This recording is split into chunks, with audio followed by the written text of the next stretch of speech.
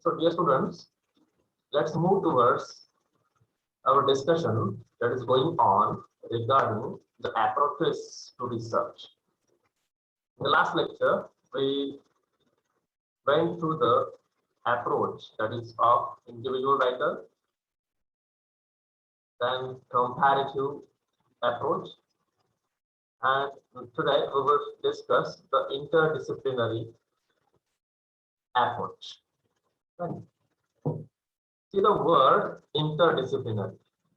Discipline means some branch or area. Okay. Indian writing in English is a discipline. Indian literature is a discipline. American literature is a discipline. Dalit literature is a discipline. Isn't it? So inter means more than one. Interdisciplinary means it involves combining of two or more academic disciplines, means areas, into one activity. Your activity means some research project or study.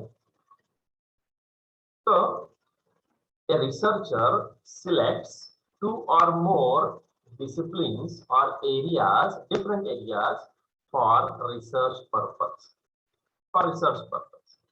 Right? Fields like sociology, anthropology, psychology, economics, political science, and many more. So, in the case of interdisciplinary, a science student can go for the discipline of arts or vice versa. Or an art student can go for some commerce discipline subjects for research purpose. So what happened traditionally, arts student is limited to the arts discipline only. The science student was limited to science faculty only, science discipline only. The commerce student was limited to commerce subject only. But today, it is the period of interdisciplinary study. In most of the colleges, in most of the universities, interdisciplinary study is added in the syllabus of many PG courses, right? So, suppose that if I have taken an admission to interdisciplinary course, I can have Marathi literature, Hindi literature, and I can study biology, and I can study mathematics also. Interdisciplinary study, right? So, at one point, I can study Marathi literature, I can study biology, I can study zoology, and I can study mathematics also, isn't it? So more than one discipline is available for study. And today, interdisciplinary research is also allowed. Means a student from one discipline, means we are the discipline from English literature, right? So traditionally, we were limited to English literature only. But today, with English literature, I can study biology, I can study zoology, I can study yes, C++ or let's say Java, like that. Right. So it is a pick-up movement. I can pick one subject from other discipline. I can pick up one subject from different discipline also. Right. So many such courses have been designed nowadays. Right. And in the coming future, we would have interdisciplinary courses, right, in which an art student can go for some science subject, or a science student can study literature, isn't it? Or a commerce student can study English phonetics, like that. So interdisciplinary study is the feature and the future of the future research projects. Right? So what happens in this regard? It is about creating something by thinking across boundaries. So it is a boundaryless study. Boundaryless means a person from literature can study mathematics also, right? In the same course, right? In the same course, a commerce student can study some subject from science faculty, isn't it? So crossing the boundaries, crossing the limitations, right? So it is not the limitation over the student to focus on the single and a particular discipline. So it is related to an interdiscipline or an interdisciplinary field. It is an organizational unit that crosses traditional boundaries between academic disciplines or schools of thought as new needs and professions emerge. Right. So what happens if some student wants to be a doctor, then he has to go for science faculty after passing 10th, right? If a student wants to be chartered accountant, he has to join commerce faculty after SSC, right?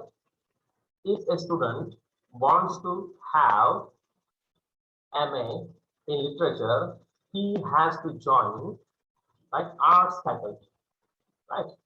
So that was the traditional way of choosing the courses, right?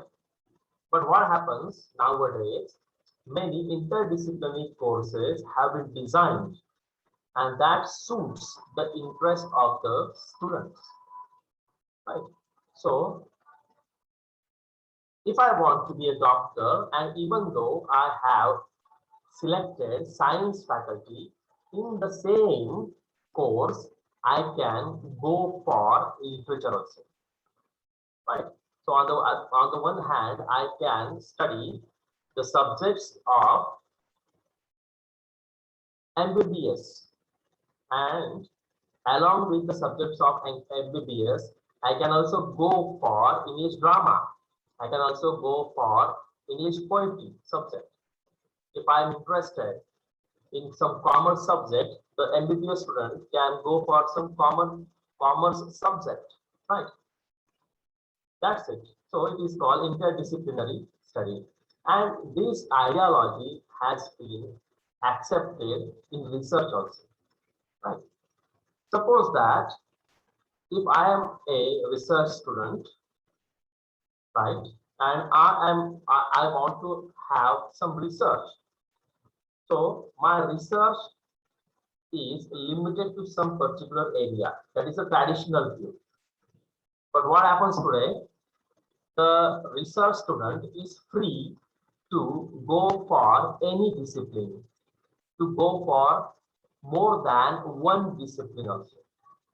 Right? The term interdisciplinary is applied within education and training pedagogy to describe studies that use methods and insights of several established disciplines or traditional fields of study. Right? So all the fields are open for study. That is the thing.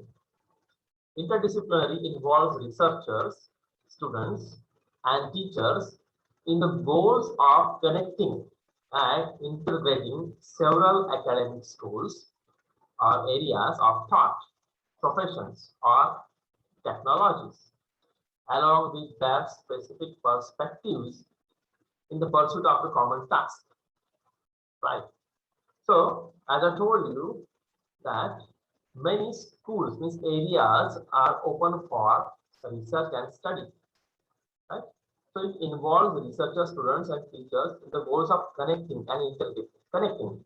So arts can be connected to commerce, science can be connected to arts, isn't it? So no limitation is there for the students, for the researcher, right? So all the fields, all the faculties, all the streams are open for study, right? So a student can study mathematics on one hand, and at the same time he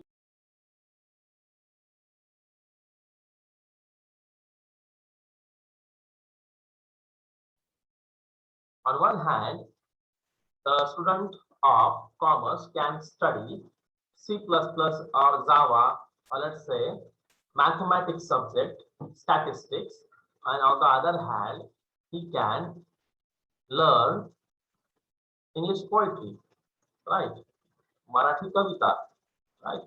So in this regard, what happens? There is connection, right? Connection is built.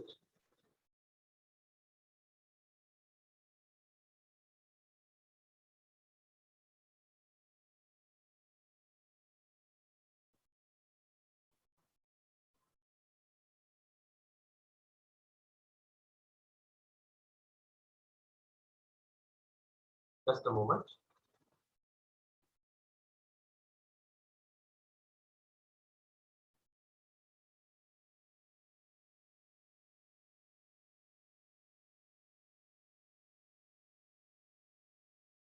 The connection is built, right? The term interdisciplinary is applied within the education and training pedagogy, right?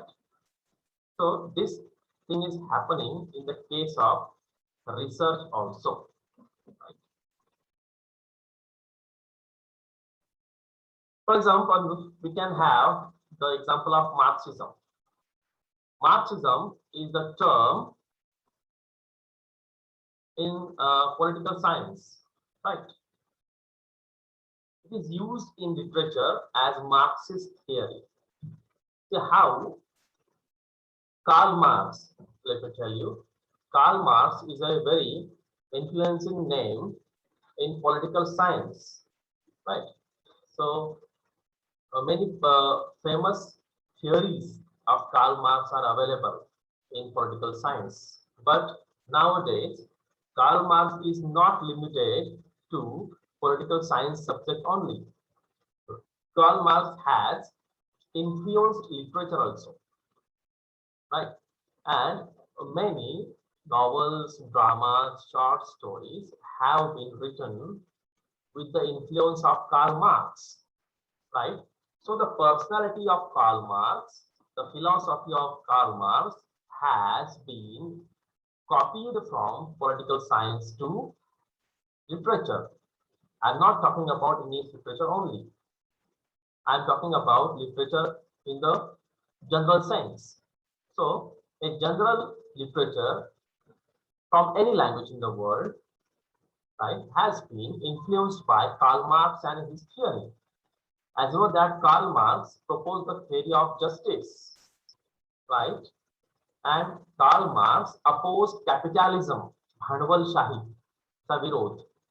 Karl Marx took the side of the poor workers, right? He asked them to be united and fight against the capitalist people, right?